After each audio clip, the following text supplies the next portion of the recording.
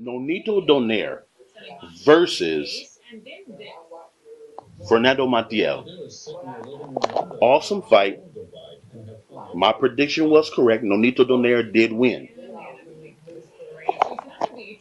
The action was very good, and he won off of a counter punch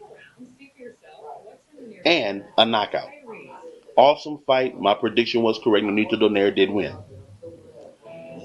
Nonito Donaire is a dangerous fighter, and here's why.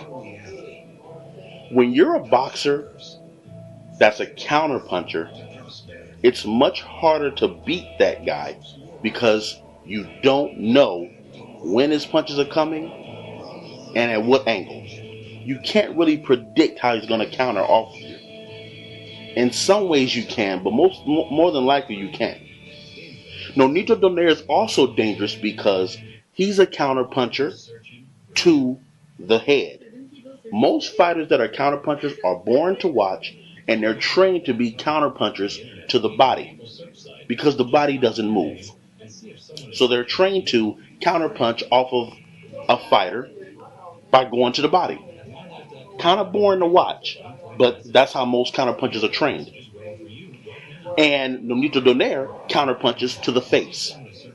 And he's excellent at it because of his speed and because of his power. That's why he's so dangerous and so awesome to watch. The counterpuncher, the average counterpuncher, probably isn't blessed with speed and power. Probably not the average counterpuncher, not blessed with that combination because you got to be born with it. Nonito Donaire has that combination of speed and power. And they're trained to go to the body. It's boring to watch a guy just go to the body all day when you have a boxer who's a counterpuncher going to the body, going against a fighter, your average fighter who just initiates the fight, gets out there, throws punches, initiates the fight, aggressive. Then you got the counterpuncher that just goes to the body all day. Kind of boring to watch that guy that goes to the body. Nothing exciting about it. Smart tactically to just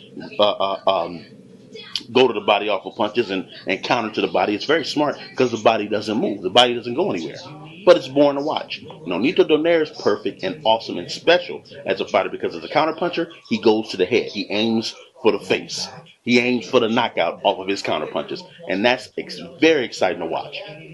Nonito Donaire versus Fernando Montiel. I picked Nonito Donaire. Nonito Donaire is the truth. I got to give it to him. He's the truth. Everything about the guy is serious and no joke. In my video predicting who would win between Nonito Donaire and Fernando Montiel, I hope I said in my video, don't be shocked if Nonito Donaire wins off of a knockout. I hope I said that. I don't know if I did. I hope I said, don't be shocked if the fight ends early off of a knockout. I hope I said that in that video because that's exactly what happened and that's exactly what I felt was going to happen in that fight. I felt strongly that it would be a knockout or early knockout. Fernando Montiel, good fighter, has the ability to box.